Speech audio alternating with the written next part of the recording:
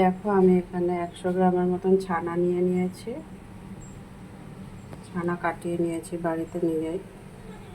দেখো 100 গ্রামের মতন ছানা হয়েছে। আমি এখানে একটু নুন দেব, সামান্য একটু নুন দিচ্ছি, চিনি দিয়ে দিচ্ছি একটু,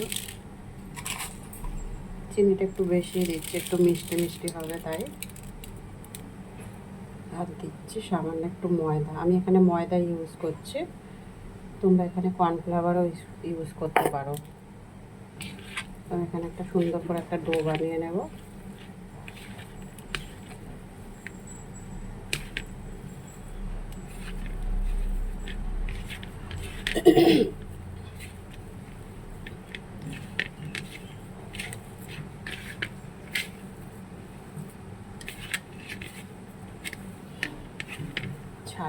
ছানার ডালনা বানাবো। ছানার ডালনা বলে কেউ, কেউ বলে ছানার বড়ার তরকারি, আমি ছানার ডালনা বলি।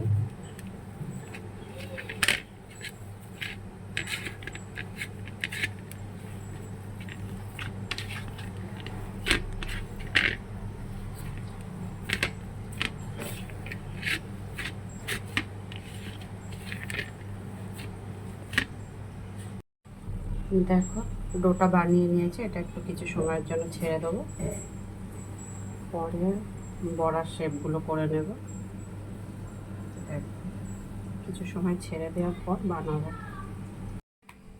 দেখো 10-15 মিনিট পরে এটাকে করে ছেড়ে দিয়েছিলাম, 10 মিনিট পরে দেখছি ঠিক হয়ে গেছে। এবার এটা শেপ দিয়ে নেব।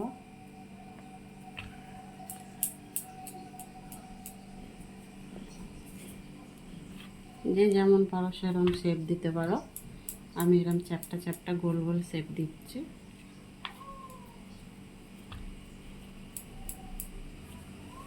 এগুলো আবার ফুলে যাবে, তরকারিতে দিলে, ঝোলে দিলে ফুলে যাবে, এই জন্য আমি ছোটো ছোটোই সাইজ করছি।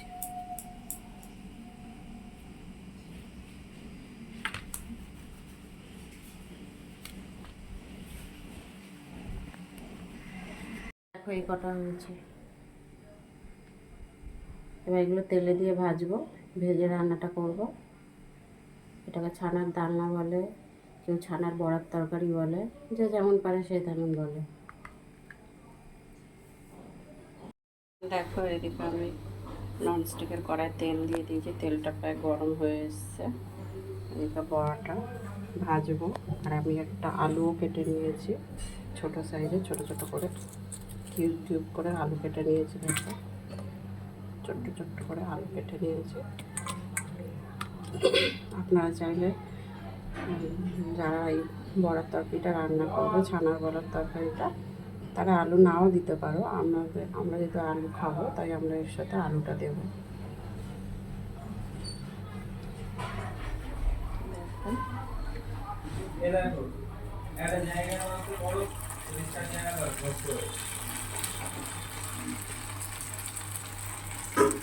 এটা পরিষ্কার তো? হ্যাঁ হ্যাঁ।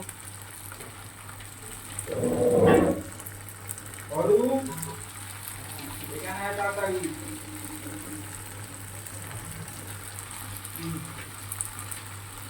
ওই গ্রামটা আর এই গ্রামটা পর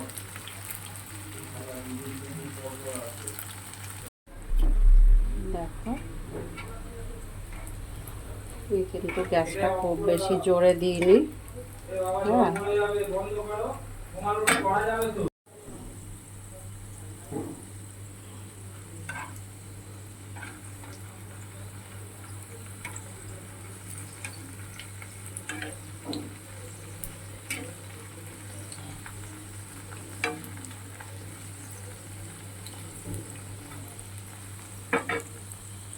গরম হয়ে গিয়েছে।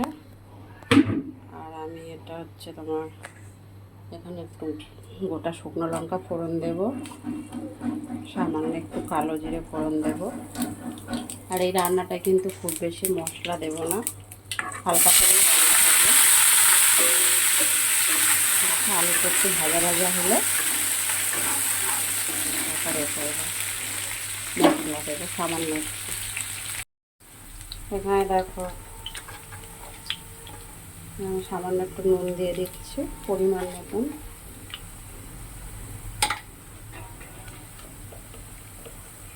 একটু হলুদ দিয়ে দিচ্ছি, সামান্য একটু লঙ্কার গুঁড়ো দিচ্ছি,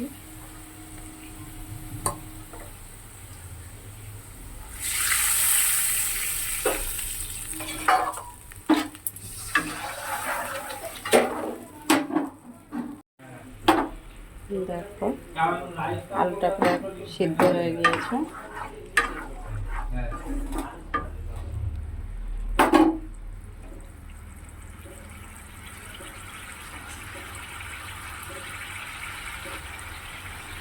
এবার আমি এতে দিচ্ছি একটু ভাজা মশলা, জিরে গুঁড়ো,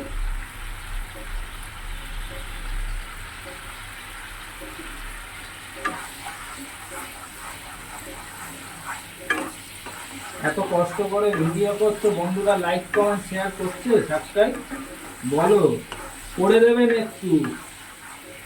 নিত্য নতুন ভিডিও দেখাচ্ছে, কি করছেন আপনারা?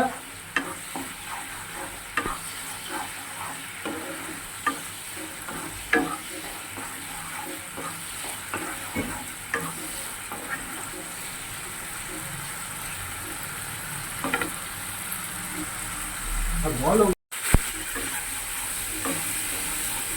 আর বন্ধুরা সাবস্ক্রাইব করতে তো পয়সা লাগে না বলুন, শুধু একটা বেল আইকনের নোটিফিকেশনটা সাবস্ক্রাইব একটা হচ্ছে ক্লিক করবেন, আর লাইক করতেও তো টাকা পয়সা লাগে না। আপনাদের সাহায্য ছাড়া কি করে আমরা এগোবো, তাই না?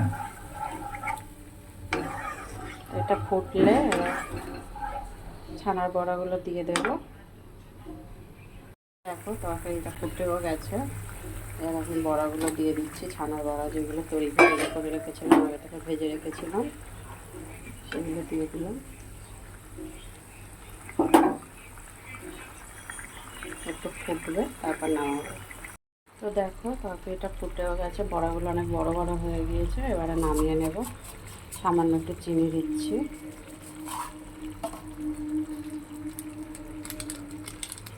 একটু গরম মশলার গুঁড়ো দিচ্ছি,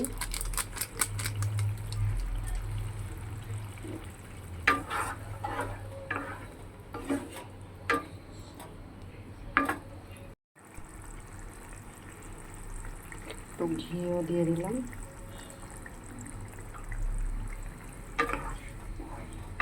এইভাবে বাড়িতে ছানা দিয়ে বড়া বানিয়ে তারপর তরকারি করে খেয়ে দেখবেন, নিরামিষ খাবার খুব ভালো লাগবে। বেশি তেল মশলা ঝাল না দিয়ে অল্প সামান্য মশলা দিয়ে রান্না করে খেলে এটা খুব টেস্টি লাগে, আলাদা একটা।